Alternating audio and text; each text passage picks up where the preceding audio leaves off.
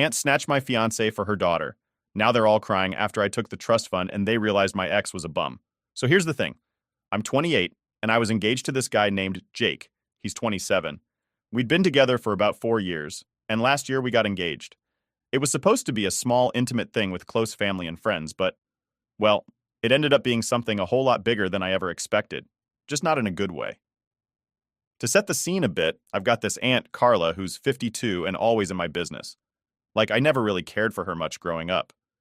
She's one of those people who compares everyone to her daughter, Megan. Megan's 24, and yeah, she's pretty, but seriously, there's not much else going on up there, if you get what I mean. Megan's like one of those people who you wonder how they even make it through a day without forgetting how to breathe. But whatever, I've always been the smart one in the family, and Megan's been the pretty one. Carla never missed a chance to remind me of that. So, Jake and I had been planning our wedding for this October. I was super excited because we were going to make it perfect, you know? Just before that, though, I got accepted to this summer program in the UK for work. Jake was totally cool with it, or at least I thought he was. Everything was fine when I left in June.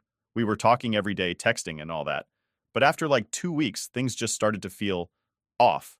I'd text him and his replies would take longer and longer, and when we did talk, it was like he was distracted or just not interested. I asked him what was up, and he kept saying stuff like, "Oh, I'm just stressed about work," or "It's nothing, I'm fine." Typical guy, right? Always pretending like nothing's wrong when everything's clearly wrong. I figured maybe it was the distance or something, but we weren't new to long distance. We'd done it before without a problem, so I brushed it off. I was like, "We'll work it out when I get back." Well, turns out there wasn't anything to work out when I got back because Jake decided to take the coward's way out and just disappear. A week before my program was supposed to end, he ghosted me. Straight up, no more texts, no more calls, just radio silence. I remember thinking, there's no way this guy just bailed on me, right? Like, we're literally engaged. I felt so dumb for even wanting to fix things because it was like he didn't care anymore. Still, I tried to hold on to the idea that maybe something else was going on. Like maybe he was going through something, and he'd reach out eventually. But nope, nada. I didn't hear from him at all. Then, about a month later, after I'd been back home for a bit, there's a knock at my door. And who is it? Freaking Carla. She's got this smirk on her face that I should have known meant bad news. Now let me just say, Carla isn't the type to just drop by for a visit. If she's coming to your house, there's a reason, and it's usually not a good one. So I open the door and she hands me this fancy little envelope. "What's this?" I ask, already feeling like my stomach was doing flips. "It's a wedding invitation, sweetie," she says, all casual-like. Now, at this point, I'm thinking, oh cool, someone's getting married. But when I opened it and saw Jake's name next to Megan's, I literally felt like the ground was about to open up and swallow me whole. They were getting married. My fiancé was marrying my freaking cousin. I must have stood there for a solid minute, just staring at the invitation, not even blinking. Carla, being the absolute piece of work that she is, just stood there watching me. I swear she was enjoying every second of my confusion. When I finally looked up, I couldn't even form words. Like, how do you even respond to something like that? Before I could say anything, Carla goes, "I know this must be hard for you, but sweetie, what can we do? People fall in and out of love all the time." She actually said that, like it was no big deal that my fiancé had dumped me while I was away to marry her daughter. Her reasoning? Oh, Jake and Megan just connected, you know? After work, he'd take her for coffee, and well, you can't fight love, right? At this point, I'm just staring at her, my head spinning. The woman is practically gloating, and I'm over here about to throw up. And then she hits me with, "Don't blame Megan, though. You know how beautiful she is. I'm sure Jake just couldn't resist." I wanted to punch her. I really did. But instead, I just kind of stood there, tears in my eyes, trying to process what she was telling me. My aunt, the one who always treated me like crap compared to her perfect daughter, was now telling me that Jake had fallen for Megan because she was prettier. And the worst part? She was saying it like it was my fault for not being as pretty as Megan. I somehow managed to pull myself together enough to tell her I had something to do and she needed to leave. As she walked out, she threw in one last comment. "Don't take it too hard, sweetie. You're still young. I'm sure you'll find someone, eventually. Just, lower your standards a bit." Yeah, she actually said that. When she finally left, I slammed the door so hard I thought it might break off the hinges. I didn't know whether to scream, cry, or just sit there in silence. I ended up doing a mix of all three. I couldn't believe the nerve of her. And I couldn't believe that Jake, would do something like this. The guy who I was going to marry, who I thought loved me, had been seeing my cousin behind my back, and now they were getting married. It was like a nightmare that I couldn't wake up from. Over the next few days, the whole thing just kind of settled in. I kept replaying all these little moments in my head, wondering if there were signs I missed, if I could have done something differently. But honestly, looking back, Jake was just a coward. Instead of telling me straight up that he didn't want to be with me, he ghosted me and ran off with my cousin. The worst part? Everyone knew. My whole family knew, and no one told me. They all just played along with Carla's little game, pretending like nothing was happening while they planned a wedding behind my back. It was humiliating. I felt like the biggest fool in the world. But I wasn't going to stay down forever. Nope, I had plans, big plans. And if Jake thought he was going to walk away from this without facing any consequences, he had another thing coming. So after my Aunt Carla dropped that little wedding bombshell on me, I was left standing there, totally wrecked. But you know what? I wasn't going to let them just walk away from this without feeling some consequences. Sure, I was hurt, but that pain started turning into something else pretty quick. Anger. And with anger comes motivation. I decided that I wasn't going to be the one sitting around feeling sorry for myself while they lived it up like nothing happened. Jake and I had shared a lot of stuff. One of the biggest things was a trust fund we'd started together. We weren't super rich or anything, but we both saved up for years with plans to use it to start our own business once we were married. It was mostly my idea, to be honest, because Jake never really had a head for finances. That should have been a red flag, right? But hindsight is 20/20ths. Anyway, I was the one managing the whole thing. I put in most of the money because Jake was saving up for his dream of being a writer. Spoiler, he sucked at writing. So, after Carla's lovely visit, I logged into the trust fund account, and there it was, all our savings just sitting there, waiting. Now, I could have done the nice thing and left Jake's share untouched, but after what he did? Nah, I wasn't feeling very charitable. I transferred every last penny into my own account. He'd contributed maybe 20%. But honestly, after everything I'd spent on him during our relationship, supporting his writing career, paying for his stuff when he wasn't working, I figured this was more than fair. I thought, let's see how you start your business now, buddy. He had no clue I even had access to everything. In his mind, that money was still sitting pretty, waiting for the day we'd use it together. The joke was on him. He was about to get a rude awakening, but I'd save that for later. A few weeks go by, and I'm hearing all kinds of gossip from family and friends. Apparently, Jake quit his job around the time we got engaged to focus on writing, but it wasn't really going anywhere. No surprise there. He wasn't exactly disciplined. Instead of putting in the hours and hustling, he'd spend his days with Megan, going to cafes, acting like he was some tortured artist. Carla was loving it, though. She thought Jake was going to make it big, and when he did, her daughter would be married to a successful writer. Delusional, right? But then reality started catching up to them. I found out through my mom, who, by the way, was just as disgusted by all of this as I was, that Jake hadn't had a steady client in months. He was barely scraping by, relying on Megan's part-time job as a receptionist to cover their expenses. I laughed so hard when I heard that. Here's Carla, who thought she was marrying her daughter off to this rich, successful guy, and now they were struggling to pay rent. At this point, I still hadn't heard from Jake, and I was perfectly fine with that. Let him live in his little fantasy world for as long as he could. But of course, you can't avoid reality forever. One day, I was at my mom's house, just catching up on things, and there's a knock at the door. You can probably guess who it was. Jake, standing there with this pathetic look on his face like a lost puppy. My mom looked at me like, "Do you want me to get rid of him?" But I shook my head. I was ready for this. Jake came in, all awkward, trying to make small talk like we were still on good terms or something. I just sat there, letting him squirm. Finally, he got to the point. I need to talk to you about the trust fund. I didn't say anything at first, just raised an eyebrow. He continued, I know things ended badly, but we had that money saved up, for the business. He was stumbling over his words, clearly nervous. I need my half of it. Now let me tell you, it took everything in me not to burst out laughing right then and there. I just calmly said, what money? Jake looked confused. The trust fund, the one we were saving up together. Oh, that, I said, pretending like I just remembered. Yeah, I liquidated it. His face turned white. You... what? I took all the money out, I said, keeping my tone as nonchalant as possible. It's gone. He went from shock to anger in about 2 seconds. How could you do that? That was our money. We were going to start a business with that. I shrugged. There is no we anymore, remember? You're married to Megan now. And technically, most of that money was mine anyway. I supported you for months when you weren't working, so I'd say it evens out. Jake looked like he was going to explode. That's not fair. I put in money too. Yeah, and I spent a lot of my own money keeping you afloat, I shot back. So unless you want to take this to court and try to explain how you used my debit card to cover your bills when you weren't working, I'd suggest you drop it. He looked at me, mouth open, completely speechless. I could see the gears turning in his head as he realized he had no leg to stand on. If he pushed this any further, he'd end up owing me more than he already did. Fine, he muttered, clearly defeated. I'll drop it. He got up to leave, but not before giving me one last pleading look. I'm in a bad spot, you know.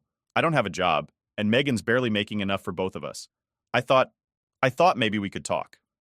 I almost felt bad for him. Almost. But then I remembered how he'd ghosted me, married my cousin behind my back, and expected me to just roll over and take it. So I just smiled and said, good luck with that. He left, and I felt this huge weight lift off my shoulders. For the first time in weeks, I actually felt like I was getting control of my life back. Update 1. So after Jake came by and realized he wasn't getting a dime from me, I thought maybe, just maybe, he'd slink off and try to get his life together. You know, face the consequences of his choices like an adult. But of course, that would have been too easy, right?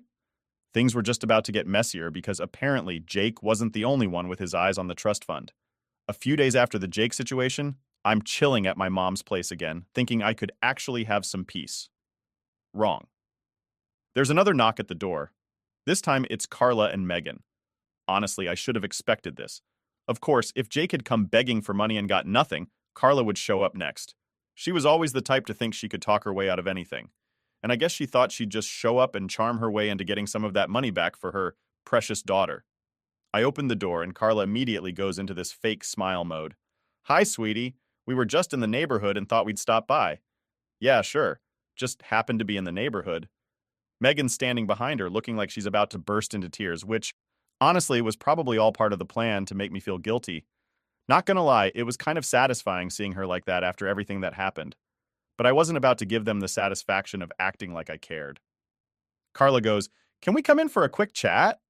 Before I can even say anything, she's already walking into the living room like she owns the place. Megan trails behind, looking like a sad little puppy. I'm like, okay, what's this about? Because I'm not in the mood for any more of their BS. Carla, of course, launches straight into it. We heard you talk to Jake the other day, she starts, all casual like she's discussing the weather. And well, he mentioned the trust fund and how you liquidated it. I didn't say anything, just crossed my arms and stared at her. She's fidgeting a bit, but trying to keep her fake smile going. Look, I know things didn't end well between you and Jake, but Megan and Jake are struggling right now. It's not easy starting a marriage when money's tight, and I just thought, maybe you could give them his share. It's only fair. I almost laughed out loud at that.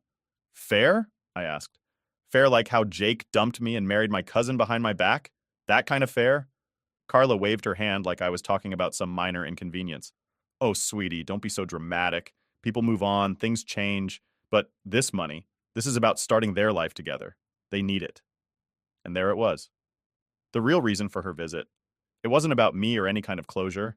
Carla was just here to beg for money as usual. I glanced at Megan, who was still trying to look sad, but I could tell she was just as desperate as Carla. I sighed, trying to keep calm. Look, Carla, I said, I'm not giving them any money. Jake doesn't deserve a thing from me, and frankly, neither does Megan. They made their bed. Now they can lie in it. That's when Megan finally spoke up. Her voice was shaky, like she was about to cry for real this time. Please, it's not like we're asking for much.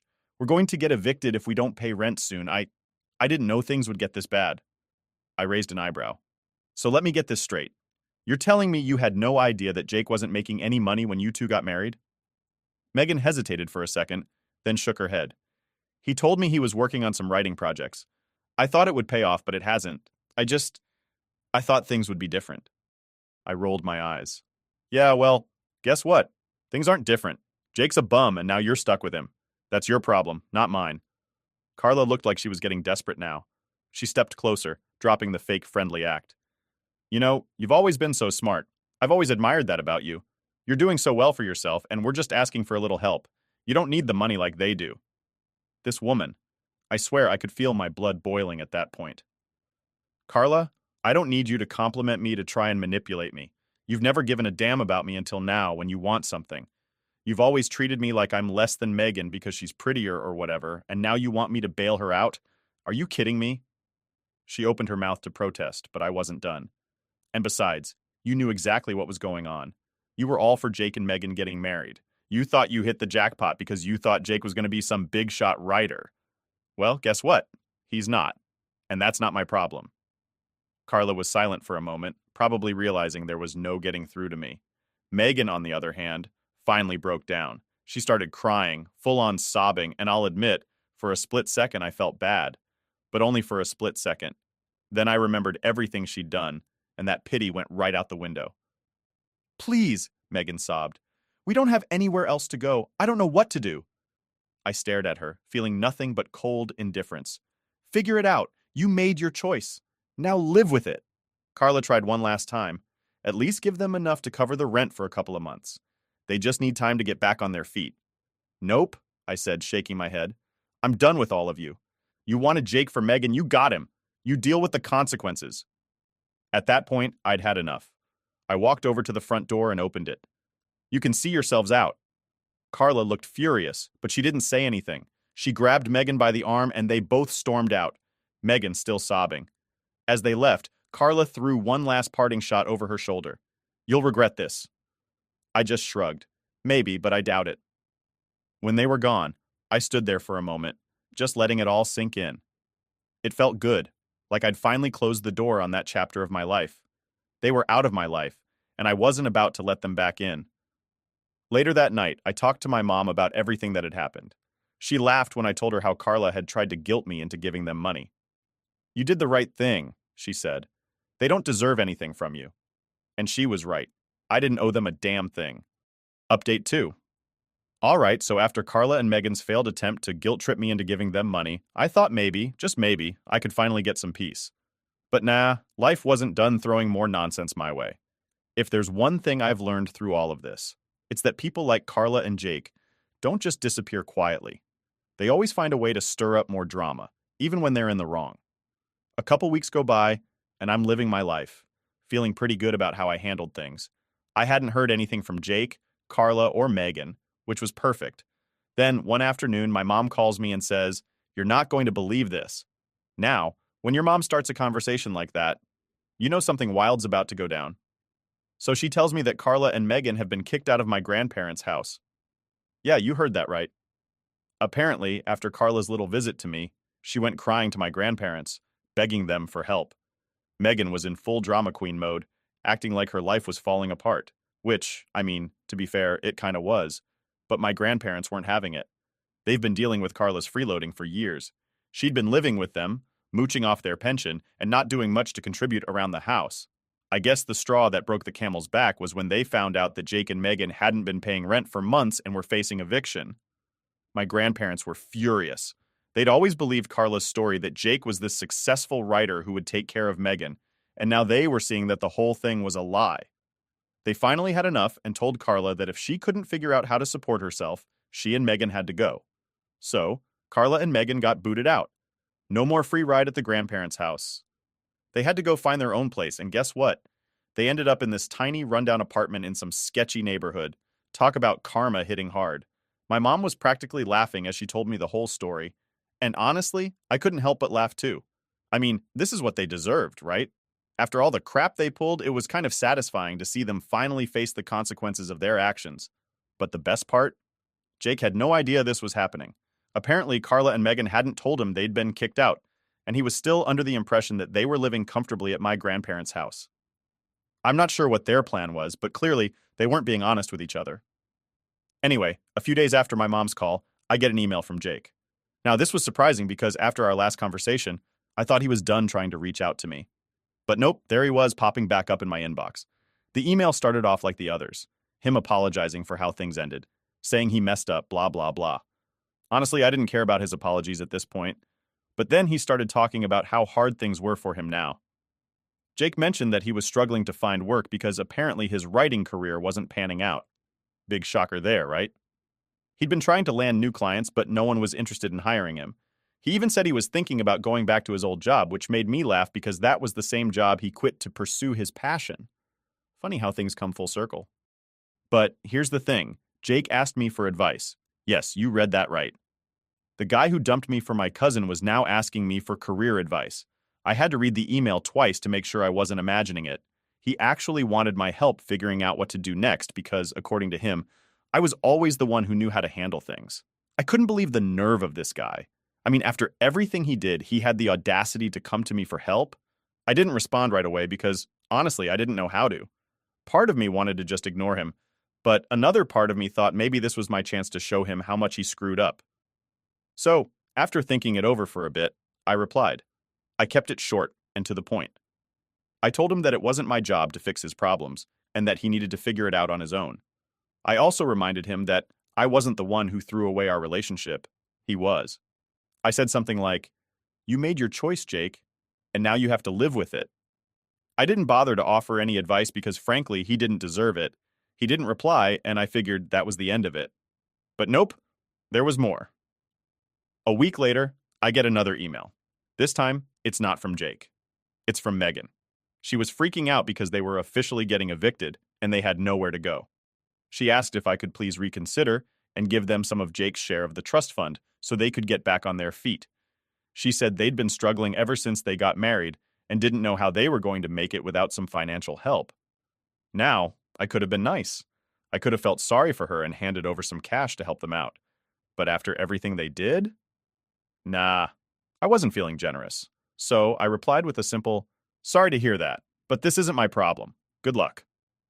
I hit send and didn't give it another thought. If they were hoping for a bailout from me, they were going to be disappointed. After that, I heard through the family grapevine that Carla and Megan were scrambling to find somewhere to live. They tried asking my grandparents to take them back, but my grandparents weren't having it. They'd put their foot down, and honestly, I was proud of them for it. It was about time Carla faced some consequences for her freeloading ways. As for Jake, I heard he finally gave up on his writing dreams and went crawling back to his old job. He's probably miserable, but honestly, I don't care. He made his choices and now he's living with them. Me? I'm doing just fine. I moved on, got a new job, and even started dating again. Life's good, and I don't have to deal with their drama anymore. If there's one thing I've learned through all of this, it's that sometimes karma takes its sweet time, but it always shows up in the end. Update 3. So, after everything that went down with Jake, Carla, and Megan, I figured things would finally settle down. But, of course, that's not how life works when you've got people like them in your orbit. I thought they'd finally get the message, right? Like, stop bothering me, deal with your own problems, and let me live my life. But nope. There was still one last bit of drama waiting to unfold, and honestly, this one took me by surprise. A few months after all the eviction drama, I was pretty much back to normal. I'd gotten back into my work, started hanging out with my friends more, and I was dating again, which felt like a nice change of pace. It felt like I was finally moving on from all the nonsense. But then, out of nowhere, I get a call from my uncle, Carla's brother. Now, my uncle and I had always been cool. He wasn't really involved in the whole Carla and Megan situation, but he knew about it. He's one of those guys who stays out of family drama, but he'll call you if something major is going down. So, when I saw his name pop up on my phone, I knew something was up. I answered, and he immediately goes, "You're not going to believe what Carla did." Here we go again. Apparently, Carla had been spreading all kinds of lies about me to the rest of the family. She'd been telling people that I was the reason Jake and Megan were struggling. According to her, I'd stolen Jake's share of the trust fund. And that's why they couldn't pay rent or make ends meet. She was going around saying that I was this greedy, selfish person who didn't care about family, and that I was ruining Megan's future. Can you believe the nerve? I was furious. Like, I'd put up with a lot of crap from Carla over the years, but this was too much. I wasn't going to let her drag my name through the mud because she didn't want to admit that her daughter married a bum. My uncle told me that most of the family didn't believe her, but some people were starting to wonder if there was any truth to her story. That's when I knew I had to put an end to this once and for all. So, I decided to confront her. I wasn't going to let her keep spreading lies about me behind my back. If she wanted to play the victim, fine, but she wasn't going to do it at my expense. I called her up and told her we needed to talk, face to face. She tried to act all innocent on the phone like she didn't know what I was talking about, but I wasn't falling for it. I told her to meet me at a coffee shop the next day, and to my surprise, she actually agreed.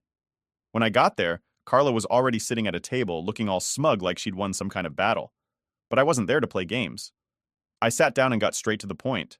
"Why are you telling people I stole Jake's money?" I asked, keeping my voice calm but firm. She blinked at me, pretending to be confused. "I don't know what you're talking about, dear. I haven't said anything like that." "Yeah, right." "Cut the crap, Carla," I said. "I know you've been telling people that I took Jake's share of the trust fund. I know you've been blaming me for all the problems Jake and Megan are having, and I'm not going to let you keep spreading those lies. She sighed dramatically, like she was the one being wronged. I'm just trying to look out for my daughter. She's been through so much, and you know that money could have helped them. I stared at her, not believing what I was hearing. Your daughter? The one who married my fiancé behind my back? The one who lied to everyone about Jake being some successful writer? Yeah, she's really been through a lot, hasn't she? Carla's face hardened. You don't understand, do you? Megan is family. You should have helped her. At that point, I couldn't help but laugh. It was just so ridiculous. Help her? After everything you and Megan did to me? You seriously think I owe you anything? Carla leaned forward, her voice dropping to a whisper, like she was trying to intimidate me or something. You think you're better than us, don't you? Just because you've got your life together, you think you can look down on us. But I'm telling you right now, you're going to regret this. I rolled my eyes. I don't regret anything, Carla. You've spent years treating me like garbage, and now you're mad because I finally stood up for myself. You think you can just take whatever you want and walk all over people, but that's not how the world works. She didn't say anything for a moment, just sat there, glaring at me. I could see that she was starting to realize she wasn't going to win this one. Finally, she muttered, You'll regret it when you're all alone. That's when I knew this conversation was over. I stood up and grabbed my bag. You know what, Carla? I'd rather be alone than surrounded by people like you. I walked out of the coffee shop feeling lighter than I had in months. It was like I'd finally closed the door on all the toxic crap she and Megan had been putting me through. And honestly, it felt good. Later that day, I called my uncle and told him what happened. He laughed and said, Carla's always been like that. She's never going to change. He was probably right, but at least I didn't have to deal with her anymore. As for Megan and Jake, I heard through the grapevine that they were still struggling to get by. They'd moved into an even smaller apartment, and Jake was working a dead-end job he hated. Every once in a while, I'd hear from family members that Megan was complaining about how hard things were, but I didn't really care. They made their choices, and now they were living with the consequences. Me? I was doing great. I'd moved on from the whole mess, focused on my career, and started seeing someone new. Life was good, and I wasn't going to let people like Carla or Megan bring me down anymore. If they wanted to keep playing the victim, that was their problem, not mine. And that's how it all ended. No dramatic resolution, no big apology from Carla or Megan. Just me moving on with my life, and them still stuck in the mess they created. Sometimes, that's the best kind of ending you can hope for.